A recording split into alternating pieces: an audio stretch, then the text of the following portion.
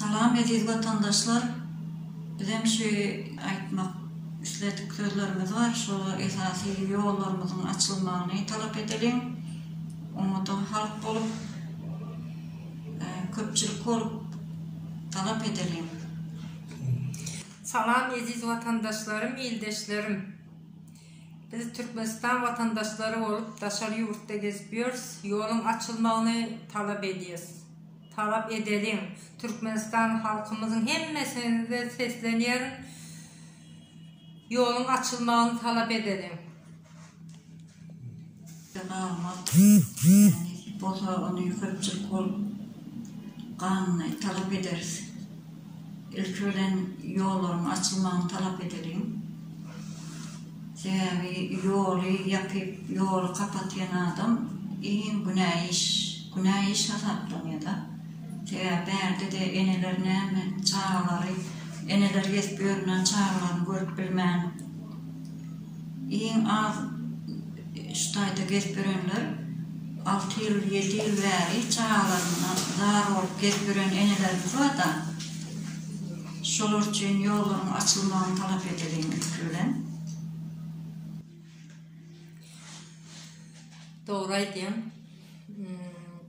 Şimdi toydan zaten umudumuzu üzdük de biz cenazamıza gidebilirim de. 7 yıldır berde geziyoruz. Gitsen gelmek kaygıdı. Gitsen izine koy vermeyeler. O yüzden şimdi gidebiliriz. Yolu yaptı. Şu yolun açılmasını biz talep ediyoruz. Tabi adamsı o yerde ayalı berdi ya da ayalı anırdı adamsı berdi. Belli değilse öy bozuluyor. Ayrıçılık. Bozulanlar ama Son bozulanlar ama gidip bilmiyor, bir görüşüp bilmiyorlar. O anırdan beri gelip bilen o. O yüzden yuva yıkılıyor, öy yıkılıyor. Bu günah sayılmaz mı? Hani mollaları gepliyor. O günahdır, bu günahdır. Böyle erkeklerin arasını bozmak günah değil mi? Bir adamın kanına kalan hesabı oluyor.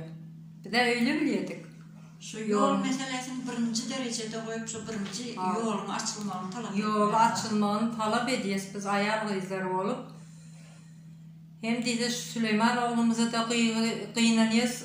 Sadece Süleyman oğlumuz değil, başka da şuna mendeşler var. Yani bu yüze çıktı, yüze çıkmadık neçeler var.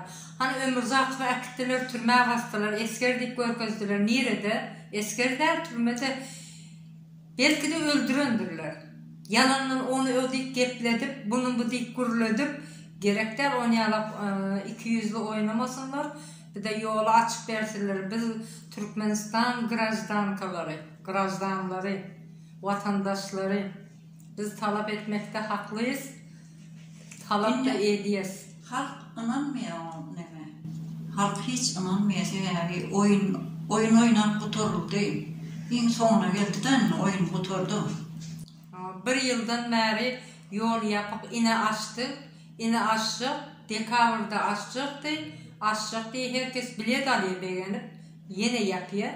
Sonra yanvara geçti. Sonra fevrale geçti. Indi de Mart'a geçti. Mart'ın birinden açtık diye. Yine de yapıp yol açılmasını talep ediyoruz.